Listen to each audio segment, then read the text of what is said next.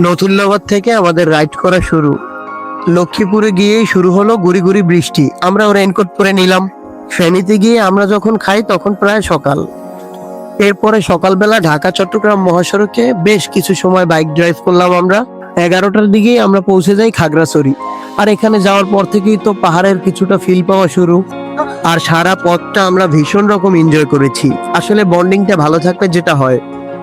আর নাইম, সে কি আর হাত থেকে মোবাইল রাখে? সে প্ল্যান করে আসছে সে 500 ছবি তুলবে। বিকেলের মধ্যে আমরা পাহাড়ের চূড়ায় উঠে যাই। আর উঠে যাওয়ার পর হেলিপ্যাডে গিয়ে আমাদের উল্লাস আর কে দেখে। আর পাহাড়ে গিয়ে আমরা পেয়ে গেলাম ভাইরাল অক্টেন মামাকে। আর এই যে ভিউটা, এটা কিন্তু দিনের বেলায় একটা রাতের ফিল। এরপরে আমরা ডিনারে খেলাম বাম্বু চিকেন আর ভাত মাংস। আর পাহাড়ের এই টাইপের খাবারটা আমরা ভীষণ এনজয় করেছি। আর সকালের নাস্তা খাওয়ার সময় এই যে ভিউটা দেখেছি, ওয়েদারটা ছিল চোখ ধাঁধানো। আমরা আছি সাজেকের সর্বোচ্চ চূড়ায়। এরপরে আমরা কি আর পাহাড়টা দেখতে বাকি রাখি? আর এখানে বৃষ্টির মধ্যে আমরা ব্যাপক নাচানাচি করলাম। এখানে মিলন ভাই আমাদেরকে এত ফিল দেবে এটা আমরা বুঝতে পারিনি। আসলে আমরা অবাক।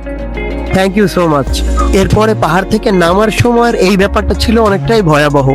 যেহেতু ওয়েদার খারাপ ছিল, এই পথটা আমাদেরকে বেশ দেখে দেখে ড্রাইভ করতে হয়েছে। আর আলহামদুলিল্লাহ ট্যুরটা আমাদের কাছে ছিল এক কথায় অসাধারণ।